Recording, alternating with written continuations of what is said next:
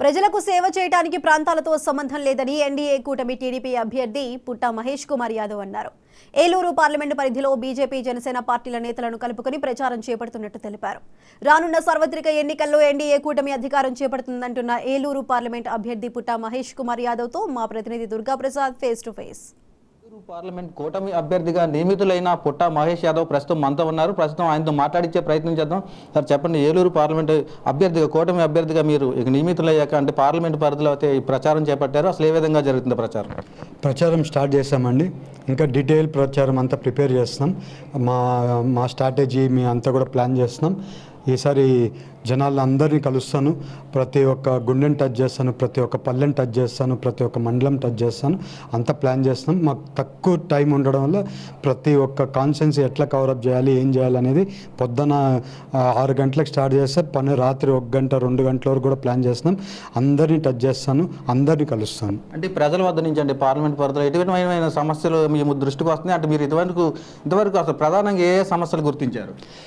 మేజర్గా అండి, Polavaram project complete చేయాలి, అది మెయిన్ సమస్య వాళ్ళకి. అలాగే R&R ప్యాకేజ్ ఉంది పోలవరంలో, అది చేయాల్సింది ఇది ఉంది.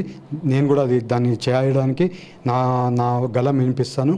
అలాగే ఆ హౌసెస్ షిఫ్ట్ చేయాల్సి ఉంది. ఆ రోజు టీడీపీ గవర్నమెంట్ చేసిన హౌసెస్ అట్లనే ఉండిపోయినాయి. నేను మొన్న కూడా వెళ్ళి చూసేసి వచ్చాను, అలాగే ఉన్నాయి. ఆ హౌసెస్ అన్నీ కూడా నేను వచ్చినాక కంపల్సరీ, గవర్నమెంట్ వచ్చినాక కంపల్సరీ చేస్తాం. అవన్నీ కూడా కంప్లీట్ చేస్తాం. అలాగే చింతల్పూడి లిఫ్ట్ ఇరిగేషన్ ప్రాజెక్ట్ ఉంది, అది కూడా కంప్లీట్ చేయాల్సి ఉంది, అది కూడా కంప్లీట్ చేస్తాం ఈసారి. అలాగే ఏలూరు పార్లమెంట్లో డ్రింకింగ్ వాటర్ సమస్య ఉంది. అలాగే డ్రైనేజ్లు అప్పుడెప్పుడో చేసిన డ్రైనేజ్లు అట్లనే మా పార్టీ ఉన్నప్పుడు చేసిన డ్రైనేజ్లు అలాగే ఉన్నాయి, అవి చేయాల్సి ఉంది. రోడ్లు అభివృద్ధి చేసుకోవాల్సి ఉంది. అలాగే చాలా సమస్యలు ఉన్న గ్రామం వైజు అవన్నీ కూడా అడ్రస్ చేస్తాను వచ్చే రోజుల్లో. అంటే ఇటు జనసేన బీజేపీ అభ్యర్థులు అయితే గతంలో ఇక్కడ వేరే వాళ్ళు కూడా సీటు ఆశించడం జరిగింది అంట. రెండు పార్టీల నుంచి మీకు ఏ విధమైన సపోర్ట్ లభిస్తుందంటారు? 100% అండి. మా ఎన్డీఏ కూటమి అంతా కూడా కలుపుకొని పోతాం. అందరు కూడా బాగా కలిసి మేము అందరం కలిసి పని చేసుకున్నాం. పోలవరంలో మన మేడం వచ్చినప్పుడు తిరిగాం, చింతలపూడిలో తిరిగాం, అలాగే వేరే కాన్స్టిట్యున్సీ అన్నీ కూడా తిరుగుతున్నాం. నిన్న కూడా కైకలూరు వెళ్ళేసి వచ్చాం, శ్రీనివాస్ గారిని కలిసేసి వచ్చాం. అలాగే అందరూ మా కూటమి అందరూ మనం అందరం కలిసిపోతున్నాం. అంటే మరో పక్క చూసుకుంటే అంటే వైసీపీ అభ్యర్థి ఎవరైతే ఉన్నారో అంటే ఎలక్షన్ టైంలో ప్యాకేజీలో ఎంతోమంది వస్తూ ఉంటారు, సూట్ కేసులతో వస్తారు, వలస పక్షుల్లాగా వస్తారు, వాళ్ళకి ఇక్కడ భాష తెలియదు, యాస తెలియదు, సమస్యలు తెలియదు అంటూ కూడా పలుమార్లు వాటి విమర్శలు చేయడం జరిగింది. దాన్ని మీరు ఏ విధంగా ఖండిస్తారు? ఒకటండి, నేను ఆంధ్రాలో పుట్టా, నేను తెలుగు మాట్లాడతా, నేను ఇక్కడికి రెగ్యులర్గా వస్తూనే ఉన్నాను. అలాగే ఇది ఏదో ఒకటి చెప్పాలి కదా. ఇప్పుడు నేను వచ్చాను, అభ్యర్థి అపోజిషన్ వాళ్ళకి ఏదో ఒకటి చెప్పాలి కదా. ఏం చెప్తారు? ఇంకేదో ఒకటి దొరికింది, ఇది చెప్తారు. ఇది చెప్పడానికి ఇంకేం దొరకట్లేదు. నేను ఇక్కడికి ఎన్నోసార్లు వచ్చాను. ఇక్కడ భోజనాలు కూడా లావిష్గా భోజనాలు పెడతారు, తినకుండా ఇంట్లో నుంచి బయటికి కూడా పంపారు.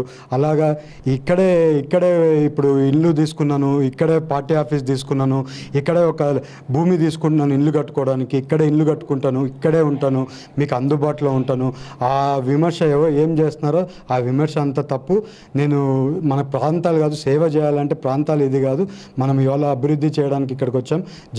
ఇక్కడ ఉండే ఏలూరు ప్రజలందరికీ ఇక్కడ అభివృద్ధి చేసి నేనేంటో మీ అందరికీ నిరూపించుకుంటాను. అదేవిధంగా చూస్తుంటే రానున్న ఎన్నికలు అంటే మీ పార్లమెంట్ పరిధిలోని అభ్యర్థులను గెలిపించేందుకు మీరు ఏ విధమైన ప్రణాళిక రచిస్తున్నారు? అదేవిధంగా రానున్న ఎన్నికల్లో మీ విజయ అవకాశాలు ఎలా ఉంటాయి అనుకుంటున్నారు టీడీపీకి సంబంధించి? మా స్ట్రాటజీ మీకెందుకు చెప్తాం? మీకు చెప్పాం కదా స్ట్రాటజీ. మేము అంతా ప్లాన్ చేస్తున్నాం. మేము అందరినీ గెలిపించుకుంటాం. 7 నియోజకవర్గాల అందరూ గెలిపించుకుంటాం. ఇవాళ గెలిచిపోయాం. ఆ గెలిచిపోయే ఆ ఎన్విరాన్మెంట్ ఉంది. ఇవాళ ఎట్టి పరిస్థితుల్లో ఎన్డీఏ కూటమి 100% వస్తుంది, టీడీపీ గవర్నమెంట్ 100% వస్తుంది. చంద్రబాబు నాయుడు గారు సీఎం అయ్యేది తత్వం, అది ఇంకా ఎవరు మార్చలేరు దాన్ని.